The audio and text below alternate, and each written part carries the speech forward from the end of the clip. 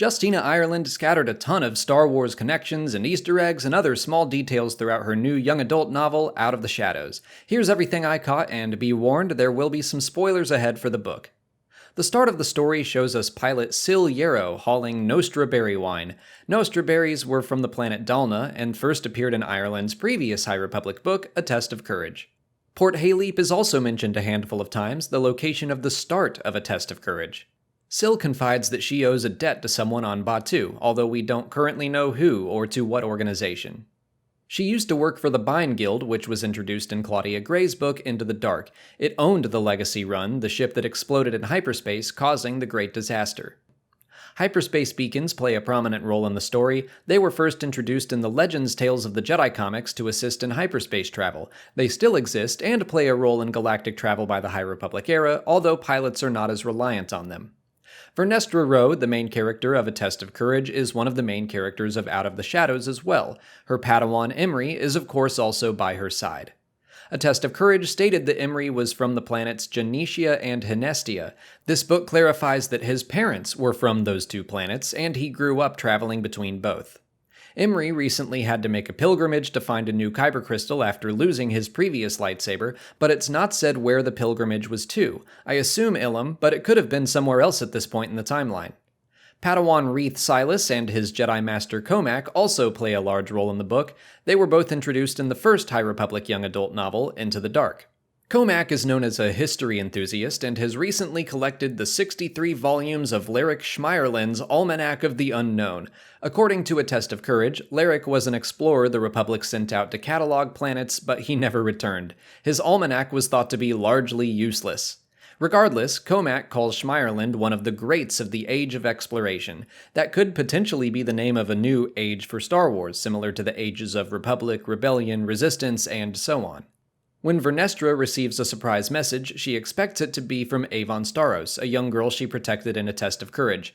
Avon was gifted in technology and has apparently sliced into Starlight Beacon to speak with Vernestra on more than one occasion. Avon's mother, Senator Gera Starros, also appears in this book. Both Avon and Gera are ancestors of Sana Starros from the Marvel Star Wars comics. The Jedi head of operations on Starlight, Astala Maru, is mentioned. So far, he has appeared in both the High Republic and High Republic Adventures comic series. Nan, perhaps the most prominent Nihil villain of Into the Dark, returns in Out of the Shadows as one of Marchion Ro's top spies.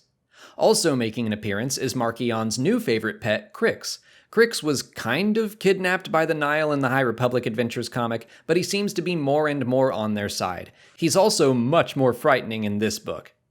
As the Nihil are thrown into more disarray, a new Tempest runner is promoted named Kara Zu. She was a Quarren who first appeared at the end of A Test of Courage and is climbing her way up the ranks. We learn a lot more about another Tempest runner, Lorna D, who has been around since Light of the Jedi. She seems to be from Hosnian Prime. The Rising Storm showed her willingness to work against Marchion Ro, but Out of the Shadows gives us at least a taste of her plans.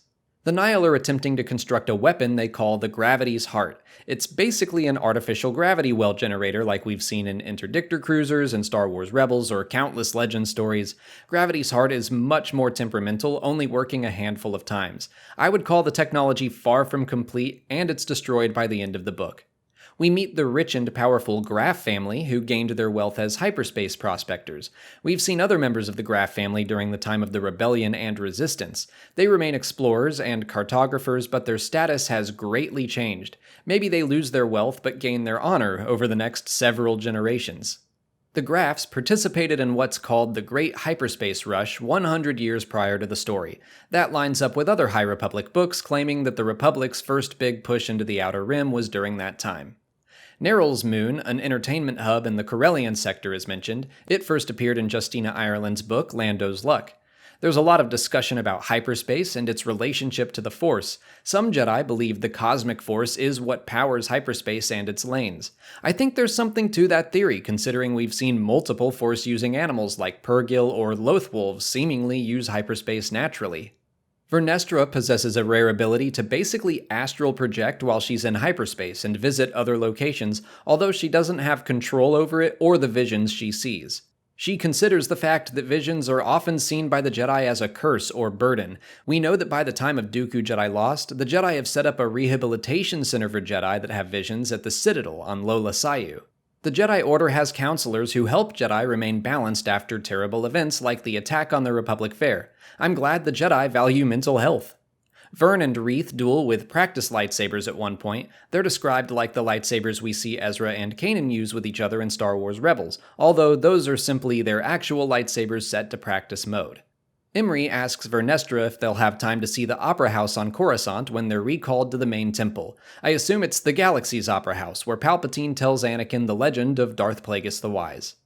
Master Nubaron is the Jedi shipmaster on Starlight Beacon. He refuses to give Vernestra another ship because she has a tendency to crash her ships rather than land them, something we see in both A Test of Courage and Race to Crash Point Tower.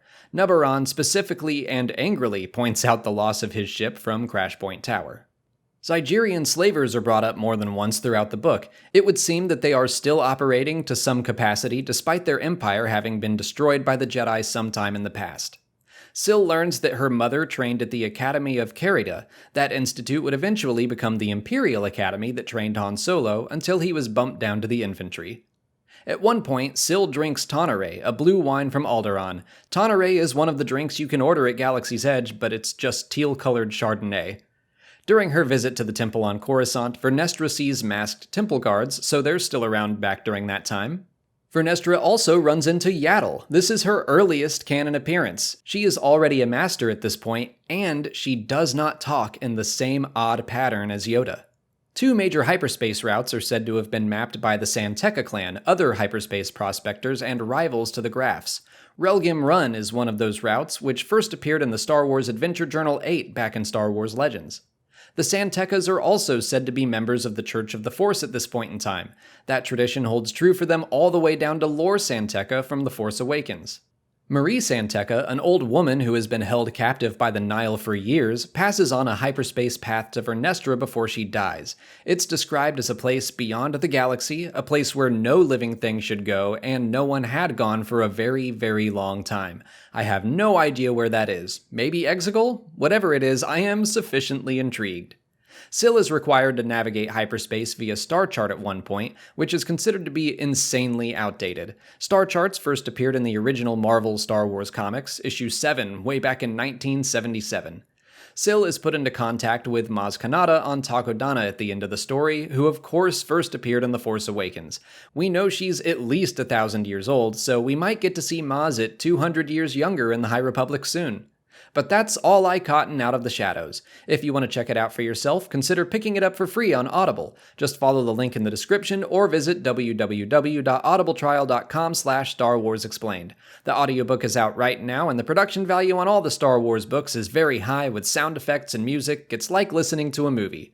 Signing up for an Audible trial will get you a credit for one free book, and you can use it on Out of the Shadows, or the other High Republic books, or just about any Star Wars book you can think of. Or get any book you want. The point is, you get a free book, and you'll be supporting the channel when you do.